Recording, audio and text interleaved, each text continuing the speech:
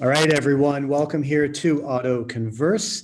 You are tuned in right now to AutoConverse On Air, our future mobility and connectivity live weekly broadcast. Today is Wednesday, August 15th. Happy Hump Day, everybody. It's great to have you here, whether this is your first time here or if it's your last. We are grateful for your visit. So I'm Ryan Girardi. Today, I'm going to turn on my camera. We have lined up today. I've got Bill Playford and DJ Snyder back for the second time in the last couple of months, and they're going to come on the air in just a moment. And we're going to be looking at the differences between customer loyalty and retention and repeat business for auto retailers who really face unique challenges that are different from other retailers, but they also have unique opportunities to enhance that customer experience and foster not only repeat business, but referral business too. So Bill, he's a partner of Dealer Knows Consulting, which is an automotive consulting company that focuses on internet sales and BDC training, digital marketing, performance monitoring, things like that. And DJ is an OEM field rep at Shift Digital. So he works directly with dealers on process, performance, and the likes as well. What I'm going to do is change my screen share. Before we get started, I just would like to acknowledge today's sponsor, which is Vehicle Acquisition Network. If you keep up with some of the programs that we do here on auto conversion, you're probably familiar with Vehicle Acquisition Network. They have a technology platform that helps connect private dealers with sellers. So dealers that are looking to build a more of a buy center and have what I'd call a proactive used car marketing strategy, partner with Vehicle Acquisition Network to use their platform to connect with private sellers that are listing their cars online. Now, we have a webinar series that aired a few months ago focused on vehicle disposition and having kind of beginning with the end in mind. And you can access that complete conversation by going up to the webinar section on autoconverse.com and look for it there. But I'm excited to announce we're rolling out a used car marketing series, and that'll be tailored for principals, buyers, used car managers, used car directors that are really ready to go that next level with their buy center. So we're going to be rolling that out next month, and you can look for that coming down the pike as well. So thank you to Vehicle Acquisition Network for their sponsorship and support. So big news today, and Bill and DJ, I have you both on the line. If you guys, DJ is not here on video, but Bill is. So Bill, if you want to maybe pop your video up, that'd be great. And I thought mine was on video, and it's not. So go figure. Welcome, Bill. Good to have you back here. How's it going? Thanks for having me back. It's going well. And DJ, you're on the line. You can hear us, I hope, right? Yes. Hello. Right. So Bill and I were chatting, and DJ, I don't know if you caught wind of this, but some big news came out this week on the Banks report from Cliff Banks, really where the rubber meets the road with mobility and automotive.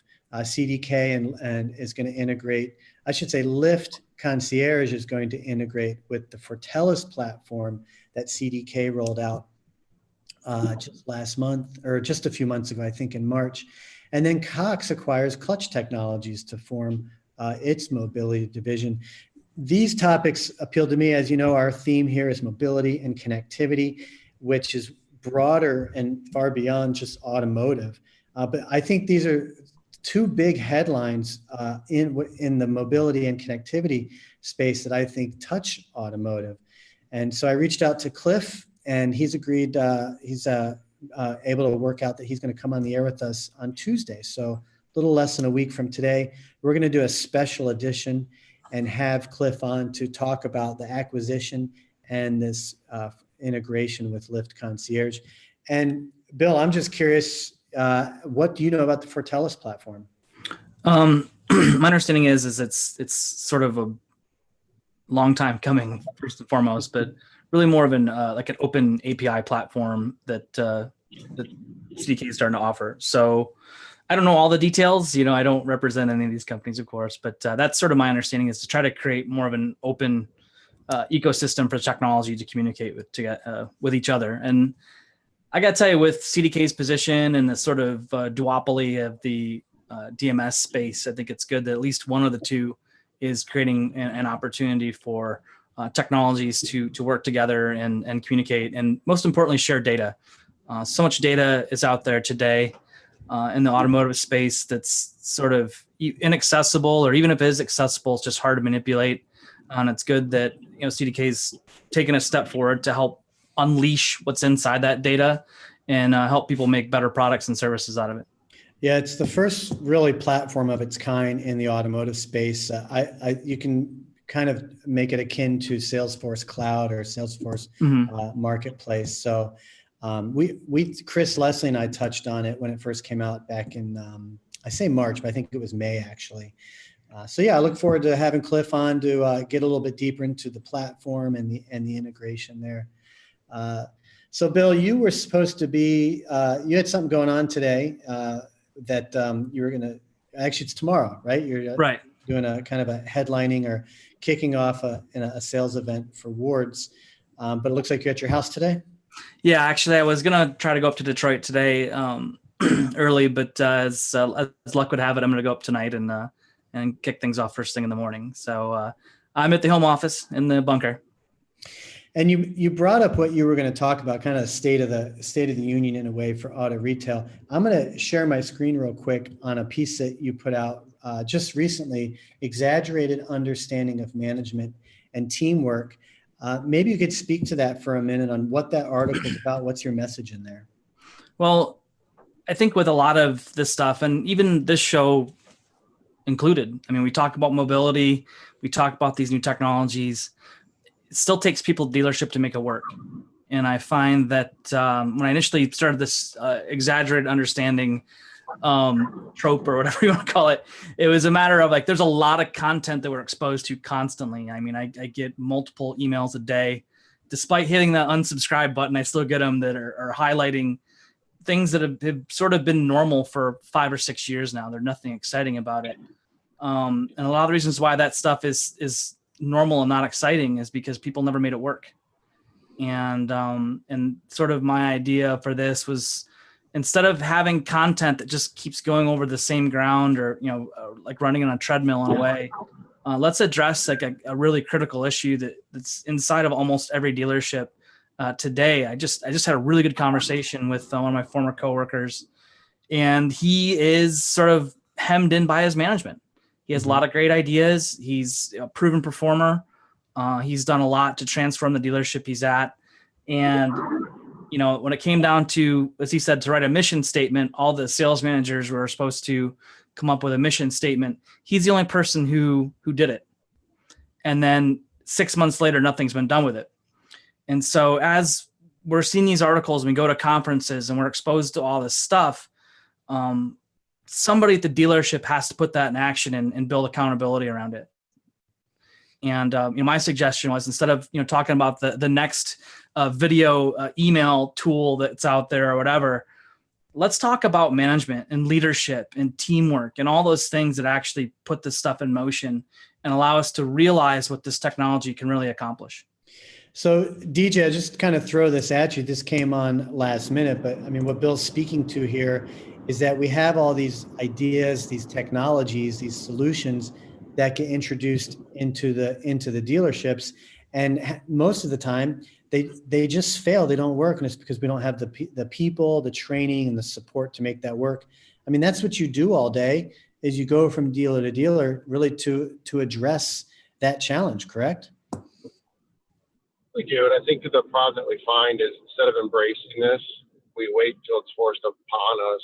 An example of that would be early 2000, fighting Kelley Blue Book, and now you see that Kelley Blue Book is embraced. We're using it to justify inventory pricing and utilize it as a tool to close deals. Where in the early 2000s, we would mock the people coming in with a Kelley Blue Book valued car, but then we would also turn around and try to use Kelley Blue Book to defend our price after mocking their trade values. I think we're afraid to change until another third-party vendor comes in with a solution with the consumer base. and then they force us into that change instead of being a leader and moving forward with the ideas. So, Bill, isn't that where a company like Dealer Knows come in? I mean, doesn't that maybe give you an industry that you? Yeah, it does. We need people like you in there, right? That's kind of where I think it's funny, but I mean, a lot of stuff that gets brought up or put into motion or what have you, and it can be, any type of tool or technology or what have you. It certainly does create a layer for myself and a ton of other people to make a living, because the training's not there, the buy-in's not there. And just, in my opinion, really the understanding isn't there. One of the things I touched on was the inventory pricing is a great example of, we're talking about, economics, and most people's exposure to economics are high school, senior year. Like, that's it. So 18, 20 years ago, they're exposed to, elastic and inelastic inventories and things of that nature. Then they forget about it, and so we're pitching something that has a lot to do with economics, but people don't have an understanding of what that is. And there's no baseline explanation for them to really grasp the true value of it. Like, when you talk about acquiring pre-owned vehicles to your lot and trying to build a buying center, like, that's music to my ears, because, working with hundreds of dealerships across North America, I know that certain cars can move immediately. And if those dealerships had a resource for that, they could move those cars faster and more profitably, more importantly. But they don't understand the technology, or it's not being explained well enough, or probably a little bit of both. So, or a lot of folks are stuck in their old ways. I mean, the dealer business has been the way it has been for decades. So changing that doesn't happen overnight. Definitely. I think that a good analogy when DJ was talking, though, is it's sort of like, it's the Kelley Blue Book thing is like in sports, when you hate a certain player until they come on your favorite team. And then they're like your favorite player, like Chris Chelios. For me, as a Red Wings fan, I hated him when he played for the Blackhawks. Your local boys there, Ryan and DJ. But when Chelios came on to Detroit, I was like, yeah, we got Chris Chelios. Right. And I became a huge fan. Up until then, he was the dirtiest player in the game. And actually, I've seen him in real life. He's a really cool guy. But the fact of the matter is like, these technologies are the enemy until they're not. Now we're supposed to embrace them and use them to our advantage. And I think if we just had a better understanding from a personnel standpoint, and specifically at the middle management standpoint, I find that today was like the biggest bottleneck in the retail space. I think if they really understand the product and realize that it's not a threat, but it's a complement to what they do, I think that we would all be in a much better space. And maybe I'd be without a job. I don't know. But I feel like that it's worth it if that's the case. Probably wouldn't be out of a job. I mean, you might just have a different orientation. I'd like to use that as a segue into today's main topic, which really was spawned by conversations I know you and DJ have, but DJ and myself as well, about customer loyalty versus retention and repeat business.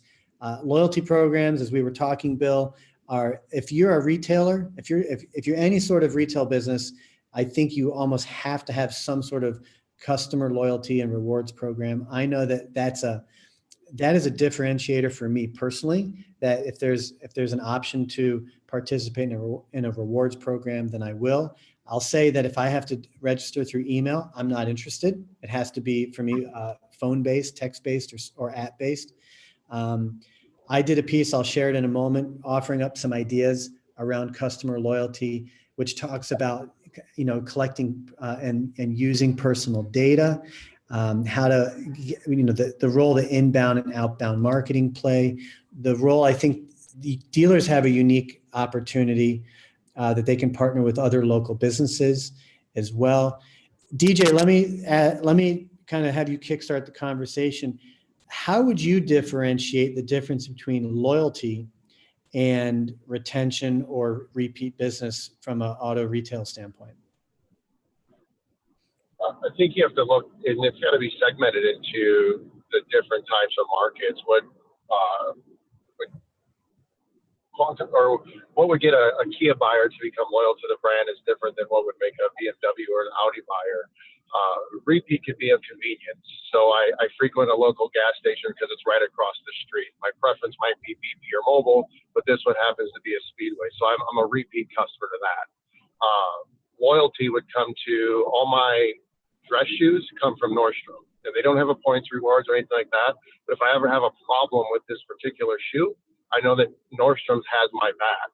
And that's something that even great customer service companies like Zappos can't offer.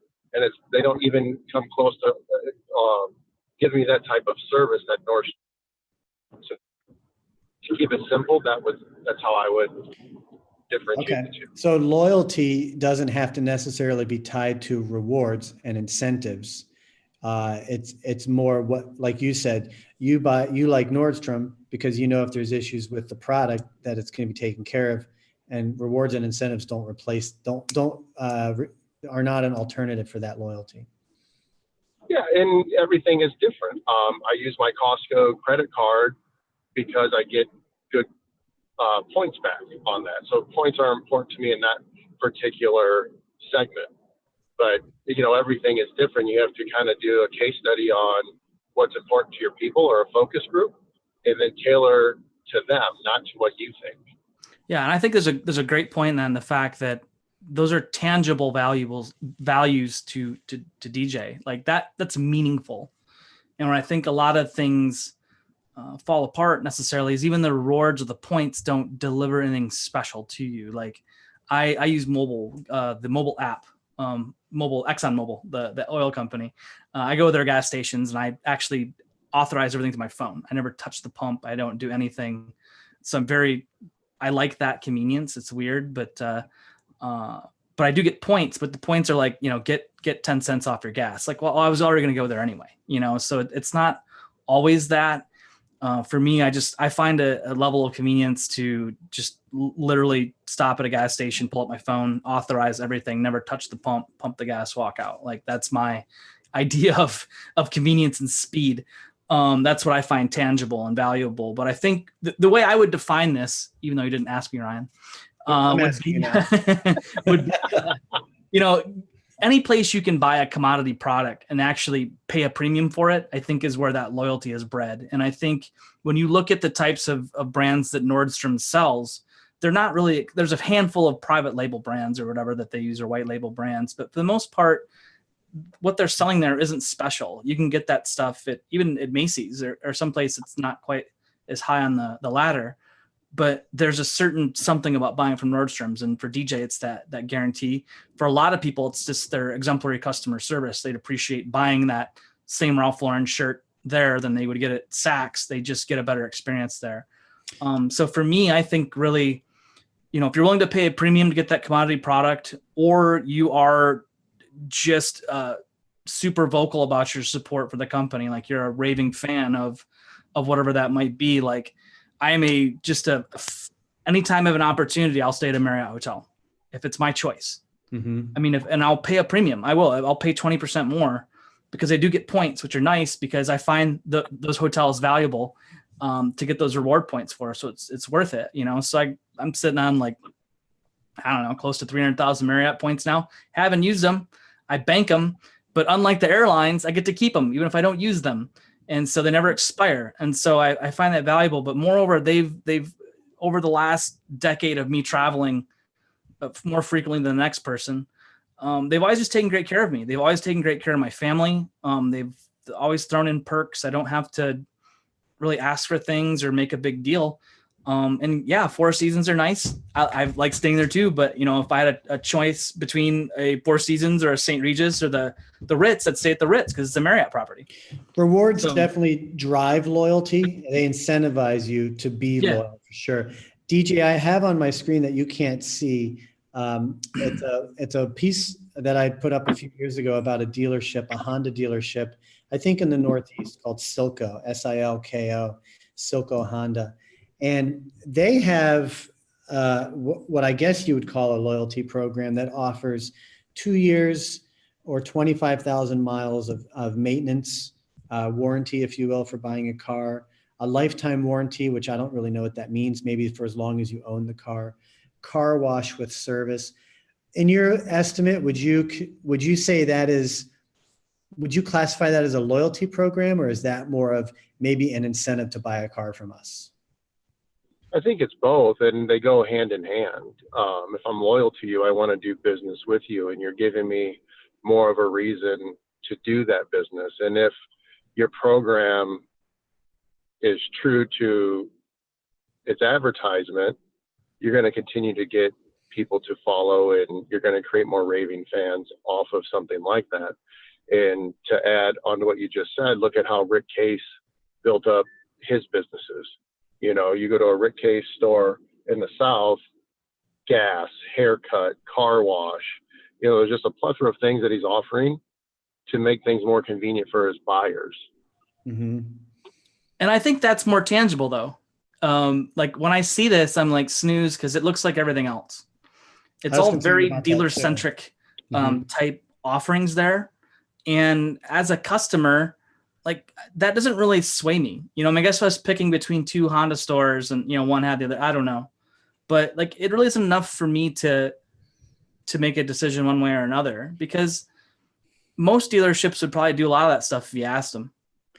So maybe that's where partnering with like local businesses come into play. Absolutely. If to me, and DJ, going back to the idea of repeat business, okay, dealers talk about retention. There's the purchase aspect, and then there's the service aspect. With cars nowadays, you're not going to be in the dealership more than 2 or 3 times a year for most cars. And most cars today come with at least a year or 2 of manufacturer warranty anyway. So you've already got that built in. I look at referrals as a huge opportunity for dealers. And in that sense, if I'm a raving fan about a dealership that I'm getting my car serviced through, I'm going to tell people about that. Can we incentivize people, you know, can we incentivize you to help refer business? And that's where I look at things like parts and accessories. Those are material things that you can use as giveaways or significant discounts. That could be incentives for people to refer and be loyal to you. DJ, I like the example you gave of Rick Case, who, would you say they offer haircuts while you're there at the dealership? I mean, that's awesome. If it's a good haircut. Well, for Ryan, I mean, he's a hair enthusiast, so I mean, bring it on. So DJ, maybe speak to that a little bit on, you know, the idea of I don't know, repeat business. If you're only going to see them 2 to 3 times a year and it's probably already paid for anyway, is that repeat business important? Absolutely. I mean, let's talk about another competitive field, and we'll get into supplements. You know, in my early years, I protein, creatine, pre-workout, all this other stuff. And there was an example of an experience with bodybuilding.com. I only carry one credit card on me. I placed an order, realized that I had my old address. I was going to ship to my old address. So I called them. They couldn't change the address real quick, so they had to cancel the order. Well, they went to go readjust the order, and now my credit card was getting dinged as fraud. And it was a $201 order. And I had been a customer with bodybuilding.com for about 3.5 years at this point. The gentleman on the customer service line is trying to fix it, trying to help, and he comes back on the line. He's like, I just put a gift card in your account for $201.87. I'm like, okay, are you going to go ahead and like try my card again later? He's like, no, you've been a customer of ours for X amount of years. We really appreciate the business. We understand that this isn't our fault, but we also know how much of a pain this can be. We want you to get your order out. So this is on us. I've probably told everybody that I know about that experience and why they should go to bodybuilding.com. And to this day, they continue to wow me. I'll get personalized cards in with my shipment. Hey, DJ, you know, I appreciate the conversation we had on the phone. I hope you really like this fish oil. It's just those little things that continue to encourage me to go back and buy from bodybuilding.com when I literally live 0.3 miles from 2 supplement stores that carry the exact same product that will price match. Sure. But, you know, that's loyalty, I keep going back to them. It is. And it goes back to my early years when I had my audio video company. I found a way that I can entice customers with an incentive program that if we got rebates out before the job was done, I cut them back a check. And the premises was when someone asked who did your work here and how was it, they would give their experience and then follow up with, he also cut me back a check because he's able to get a rebate. And I still was profitable. We still made money. It's just the little things. You got to find out what's important to your demographic and what really creates loyalty. Where in automotive, from my eyes, every verbiage around loyalty includes asking me for more money. But yet, when we look at our lives, you have a birthday, Starbucks gives you a free drink. Bunt cake in Chicago market gives you a free bunt cake. That's important to me, even though I can afford to pay for it. It just lets me know that there's a little things that these companies are paying attention to. And on automotive, what do you typically get? Oil change. That's it. That's what I was saying. That's why you might even. Yeah. Because it's like you always get something that's like, okay, well, if we get a free windshield wiper or something like that, like that's just part of a car. That doesn't like put food in my belly or anything, right? Like I love Starbucks. And I like how they go the extra distance. And I know a lot of people, bag on Starbucks for whatever reason, but like anytime you get a free drink, it's not the cheapest drink. So like if you get a certain amount of loyalty points, like if you order multiple drinks, the most expensive thing is free. It's happened to me every time. And I don't have to ask for it or, bat my eyelashes or anything. Like that's how it works. And just what DJ said, my birthday was last month. And I went to Starbucks the day after, and I just happened to be in the area. And I said, I opened my app to pay it. I'm like, I could have got a free drink yesterday. And they're like, go ahead and scan it, see what happens. And after it expired, it still gave me the free drink. That's good. Yeah, that's nothing worse than when you get something, you get a reward and you missed it, especially by that close. Right. There was no questions asked. I mean, that's just like kind of their default setting is let's be reasonable. Let's make people excited, because DJ and I are both on air talking to dozens of people right now about this. But I mean, we're telling that story and we're excited about it because it's meaningful to us. When I get they top off my windshield wiper fluid, I'm like, yay. I don't really get that same type of compulsion to want to go share that story. Let me throw a couple other loyalty ideas out there. DJ, did you want to add to that before I throw these out there? Well, and we look at what the cost is. So going back to bun cake, I go in there to get my free bun cake, but I'm in there with the twins and my girlfriend. So now that $8 free bun cake turned into a $42 purchase. Mm-hmm. Did they make their money back on that free bun cake? Absolutely. And anytime I'm there, I'm not. Go ahead. That to me is what a good rewards program does. Is it makes you loyal and spend more money. And I think retailers can achieve that by being generous. Give me, because I'll keep coming back.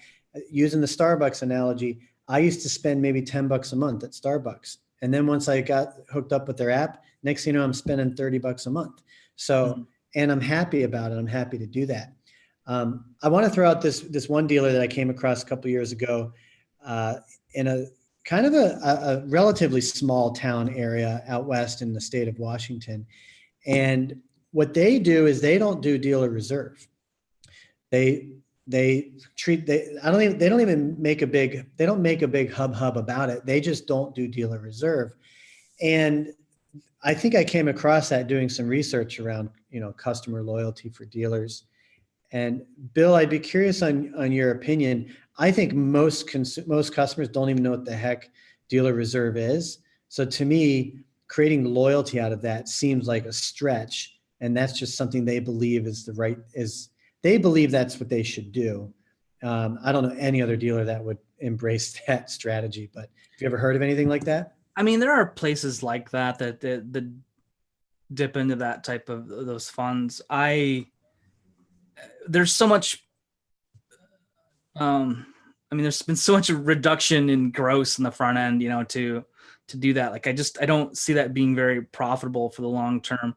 They're probably making up on the back end. I mean, I just did a crazy analysis of a dealership just recently and found out that they lost, literally tens of millions of dollars on the front end just to make it all up on the back end and still be profitable. So there's a lot of different strategies that dealerships can use. I mean, there's stair-step programs. There's things that have been written about in the last, few years that incentives sort of stack the deck towards high volume dealerships. So that there's rationale for it. They're not going to go broke for doing it. But to your point, like, why bring it up? Like, why, like, it's sort of when I first started sending a window sticker way back when Ford, made it really easy to print off a window sticker and send it to a customer in an email. I used to send a window sticker and they're like, oh, what's this fee? What's this advertising? I don't want to pay this advertising fee. And what's this destination and delivery? And what I found is just open up a major can of worms. So I think you got to tread lightly on those types of things. That said, like, if you're going to get that type of loyalty you're talking about, though, like, hey, go for it, right? It's your business. But I think going that far is not a really good way to be a profitable business. It's more of a flash in the pan type thing than a long-term strategy. Yeah, DJ, I'm curious if you've ever come across anything like that, if you have any thoughts on it.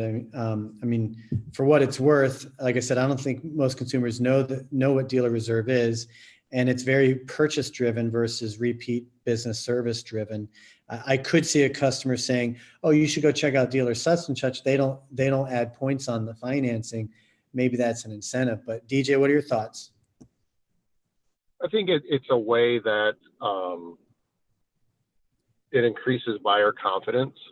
I think the three of us in here cannot think of a single finance department that we would refer our friends and family to.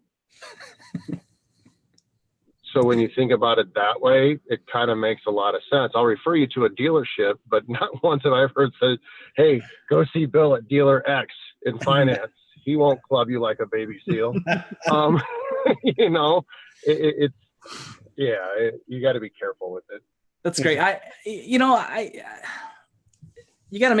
can't do this for free, right? And a profit is still not a dirty word. Now, I am like anti-decapitation. I don't believe in the 5-pounder deal and all that crap that was big 15, 20 years ago. Like, I just don't feel like in today's market, you can get away with that stuff anymore. I mean, I definitely would do stuff like that. If I knew the customer was going to refer a bunch of people to me, or they were a repeat customer that had, done those things for me, I certainly would do it in a heartbeat. Like, it's more valuable to me to have that customer than to try to make a quarter point or something like that extra. But that's a case by case basis, not on a policy. I don't believe that you should have to give away every single unit if you're never going to see that customer again. I don't think it's a way to build a long-term business. It's just a short-term Band-Aid strategy. So is it fair to say the tenets of loyalty and rewards definitely apply for dealers? They definitely apply. And dealers need to find their own unique, I would say they need to find their own unique mixture or combination of those things, of incentives, of rewards, to ultimately to create loyalty, both around purchasing, servicing, and again, I would throw referrals in there too. I think we need to incentivize people to refer business. Oh, absolutely. And back to that conversation that DJ and I had about that originally, I think what came up was sort of like, what would make you want to wear like their hat? You get a hat, like, would you wear it? And I think for a lot of people, yeah, they might get some swag or something when they buy a car, but are they going to wear it in public? Probably not. But if you're super, super loyal and super, enthusiastic about that particular brand, by all means, you'll wear that stuff. I mean, I really think you will. There's a lot of people out there, and there are people who wear car dealership hats I see out in public, and clearly they were very impressed and felt like they needed to do that. And oddly enough, I see a lot of dealership URLs, like it'll be, xyzdealer.com, like in big letters across the back of the car. I wouldn't keep that on there, unless it was something really awesome. Pay me. But a lot of people do, and it's surprising to me. So clearly whatever happened to that dealership very, wowed them to the point of wanting to advertise them every single day in traffic. So it does happen, but there has to be some tangible value. And I think unless you can have that type of story that DJ just told about, the supplements or something like that, like I don't think you built a real loyalty experience. I think you've kind of built like a quasi loyalty experience or a good idea of a loyalty experience. But unless people are out there really telling the story with that much passion, I think you're not doing it all the way. DJ, any final thoughts? And going around, you're coming back to point space and things like that. To me, it just comes down to value, and you have to be able to correlate that value to your particular base. And what works for one brand and one demographic in a specific region might not work in another, because they're just not going to care. You know, if we offered free oil changes to the luxury market, you're probably not going to get a lot of buyers. But free oil changes to a different segment, you could see something. So I would definitely suggest, if you are looking at ways to generate loyalty, that you do group studies of your current customer base and find out what they find value in, and then custom tailor a strategy around that. Love it. I've always thought, I had this idea, and I've never really brought it out to the dealer level, but it involves getting other local businesses to pony up things like gift certificates and swag. Imagine if every time you came in for service, whether you're paying for it or it's covered under warranty, you got this high value gift basket, right? Oh, Stuff, like, I mean, you're talking like hundreds of dollars worth of, not coupons, but stuff, right? Gift certificate, products and stuff. And what does it do? It brings you back to the local businesses that contributed to those baskets. Yeah, I love the idea. I don't know the economics of that, like what that would take. There's actually, we've got a luxury group on the north side of the city, Ryan, that their service department does that. Every time you're in there, you get a gift card to local restaurants. Mm-hmm. And if you read the reviews on their website, their service reviews, the customers just don't stop talking about it.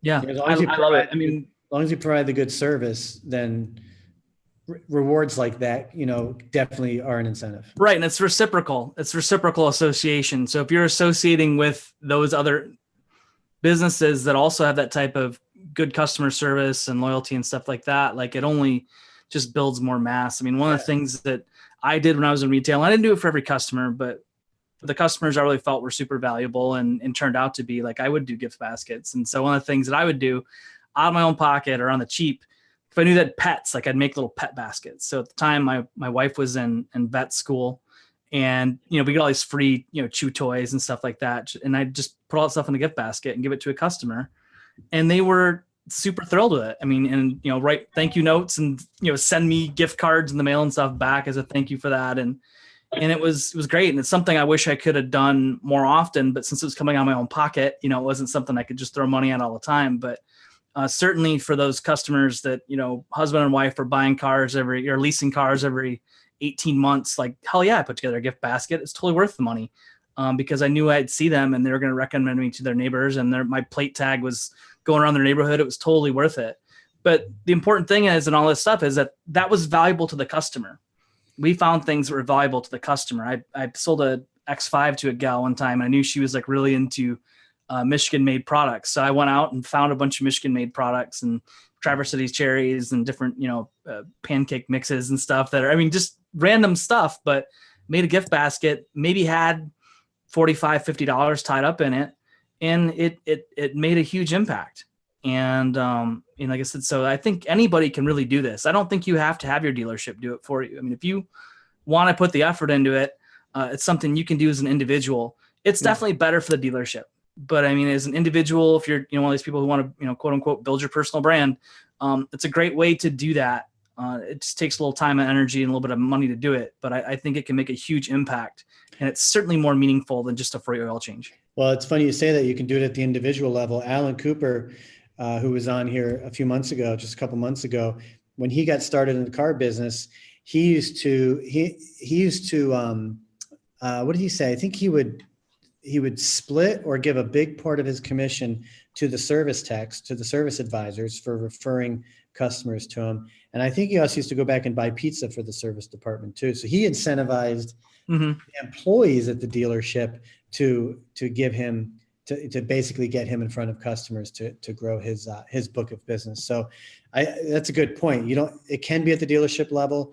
There are things we can do at the individual level too. So good. Hey, I love the topic, you guys. I appreciate you bringing this up.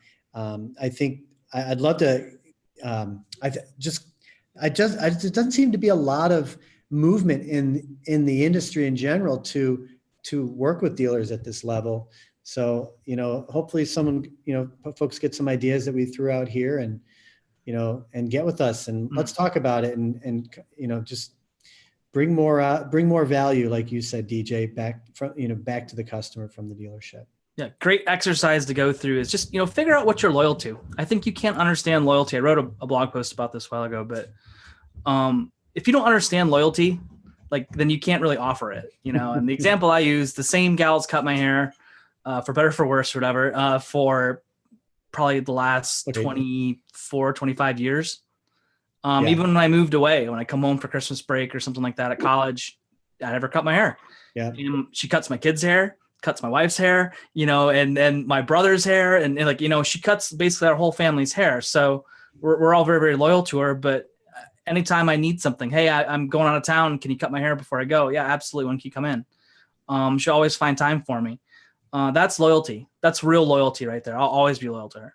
And I think unless you have those types of relationships in your life or those types of businesses you do business with, I don't think you can understand it. I think it's a really good thought process for you to go through, on your way home from work or something like that, or in the shower, whenever you got that free time, to think about what are you loyal to and why? I'm representing my Brooks brothers, but the shirts are indestructible.